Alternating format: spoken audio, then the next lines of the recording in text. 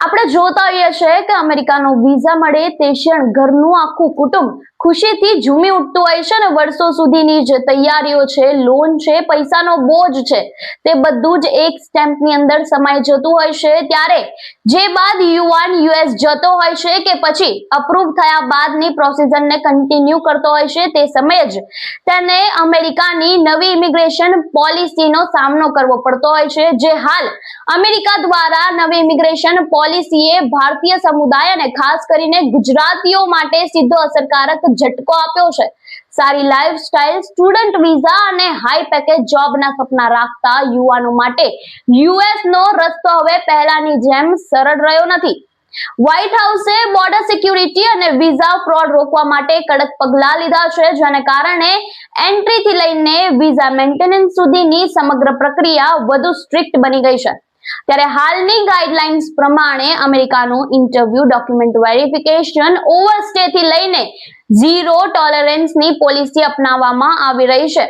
હવે તેને લઈને ભારે ફટકો ખાસ કરીને ભારતમાંથી જનારાઓ જે વિદ્યાર્થીઓ છે, જે જોબની માટે જઈ રહ્યા છે, તેઓને પડી રહ્યો છે। ત્યારે શું નવા નિયમો એડ ઓન કરવામાં આવ્યા છે, શું છે આ સમગ્ર મામલો, આપણે વિગતે વાત કરીશું।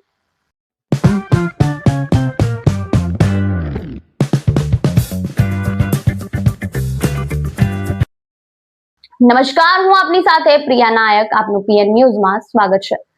તો નવા નિયમો અનુસાર સ્ટુડન્ટ વિઝા પર કડક તપાસ કરવામાં આવી રહી છે। યુએસએ F1 વિઝા માટે ઇન્ટરવ્યુ પ્રોસિજર વધુ કડક બનાવી દીધા છે। હવે વિદ્યાર્થીઓએ સ્ટુડન્ટ ઇન્ટર્નનો પ્રૂફ વધુ મજબૂત આપવો પડશે। ફંડનો પુરાવો, પેરેન્ટ્સની આવક અને બેંક ડિટેલ્સની સિક્યુરિટી વધારે કડક। ત્યારે કોઈ પણ નાની મિસ્ટેક પણ તેમનો વિઝા રિજેક્ટ કરાવી શકે છે। ત્યારે આ વિદ્યાર્થીઓ માટે ખૂબ જ મોટી ચેલેન્જ બની ગઈ છે। ત્યારે H1B વર્ક વિઝા પર પણ ડબલ વેરિફિકેશન કરવામાં આવશે।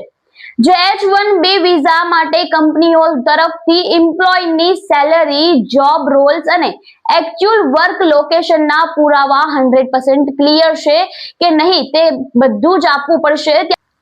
ત્યારે આઈટી અને કન્સલ્ટિંગ સેક્ટર સૌથી વધુ અસરગ્રસ્ત, ઘણા કેસોમાં રિક્વેસ્ટ ફોર એવિડન્સ વધી રહ્યા છે। ત્યારે બોડી શોપ વચ્ચે પેનિક વધી ગયો છે।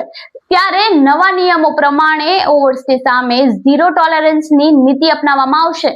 એક દિવસનું ઓવરસ્ટે પણ તમને બેનની તરફ લઈ જઈ શકે, આ તેવી નવી ગાઈડલાઇન્સ છે। એરપોર્ટ પર એન્ટ્રી વખતે જ તમારી ટ્રાવેલ હિસ્ટ્રી છે, પ્રીવિયસ સ્ટેનું ડિટેલ્સ છે, તે ફરજિયાત થઈ ગયું છે। તેમજ ચોથો નિયમ છે સેકન્ડરી સ્ક્રીનિંગ વધવું, જે ખાસ કરીને ગુજરાતીઓને અસર કરતી જોવા મળશે। તાજેતરના વર્ષોમાં જે રીતે બોર્ડર ક્રોસિંગ અને ફેક એજન્ટોની વધતી ઘટનાઓ છે, તેના કારણે હવે અમેરિકન એજન્સીઓ દ્વારા ગુજરાત ટ્રાવેલર્સ પર વધારે સિક્યુરિટી મજબૂત કરી દેવામાં આવી છે, જેને લઈને હવે ઘણા મુસાફરોને સેકન્ડરી સ્ક્રીનિંગનો સામનો કરવો પડી શકે છે, ઇવન વિથ વેલિડ વિઝા હોવા છતાં પણ। ત્યારે પાંચમો નિયમ છે ગ્રીન કાર્ડ માટે વધુ લાંબી રાહ જોવી પડશે।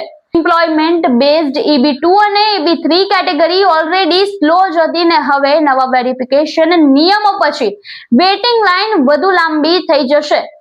ત્યારે ફેમિલી બેઝડ ગ્રીન કાર્ડમાં પણ રિલેશનશિપ પ્રૂફ વધારે યોગ્ય માનવામાં આવશે અને પ્રૂફ વેલિડ હોવા જોઈએ, નહીતર તમને તુરંત જ રિજેક્ટ કે બેન કરી દેવામાં આવશે। ત્યારે છઠ્ઠો નિયમ છે બિહેવિયર બેઝડ વિઝા ઇન્ટરવ્યુ, જેમાં તમારા ઇન્ટરવ્યુમાં વાય યુએસએ ઇન્ડિયામાં શું ફ્યુચર છે, કોર્સના પત્યા બાદ તમારું ત્યાં શું કામ રહેશે તેવા પ્રશ્નો કરવામાં આવશે, જેમાં બિહેવિયર ક્વેશ્ચનમાં તમને જજ કરવામાં આવશે અને જો તમારા આન્સર તેઓને અનક્લિયર લાગશે તો તુરંત જ તમને રિજેક્ટ કરી દેવામાં આવશે। ત્યારે I-94 એડ્રેસ અપડેટ ખૂબ જ કડક નિયમો બની ગયા છે, જેમાં યુએસ ની અંદર address change, job switch, state to state travel બધું જ તરત અપડેટ ન કરવામાં આવે તો ફ્યુચર વિઝા સ્ટેમ્પિંગમાં મુશ્કેલી તમને જોવા મળશે। ત્યારે ફેક ડોક્યુમેન્ટની સામે સખત એક્શન લેવામાં આવશે। આ છેલ્લો અને આઠમો નિયમ છે, જેમાં ડોક્યુમેન્ટને લઈને ખૂબ જ ચકાસણી કરવામાં આવશે. નકલી બેંક સ્ટેટમેન્ટ, ટેક્સ પેપર્સ અથવા એજન્ટ દ્વારા જે બનાવેલા ફેક પેપર્સ છે તે બધું જ ઇમિડિયેટલી રિજેક્ટ કરી દેવામાં આવશે અને ફ્યુચરમાં તમને બેન પણ કરી દેવામાં આવશે. ત્યારે આ નિયમ ગુજરાતના નાના શહેરોમાંથી જનારા પર સૌથી વધુ અસર કરી શકે છે. ત્યારે આપનું અમેરિકાના પ્રેસિડેન્ટ ડોનાલ્ડ ટ્રમ્પ દ્વારા જે નિયમો લાદવામાં આવ્યા છે તેને લઈને અને શું આ નિયમો લાદવા જોઈએ કે નહીં તેને લઈને પણ આપનું શું કહેવું છે અમને કમેન્ટ બોક્સમાં આપના મંતવ્યો જરૂરથી જણાવજો અને આવા અવનવા સમાચારથી અમે તમને માહિતગાર કરતા રહીશું. તો અમારી ચેનલને લાઈક કરી લો, શેર કરી લો અને સબસ્ક્રાઇબ કરવાનું ભૂલતા નહીં. નમસ્કાર.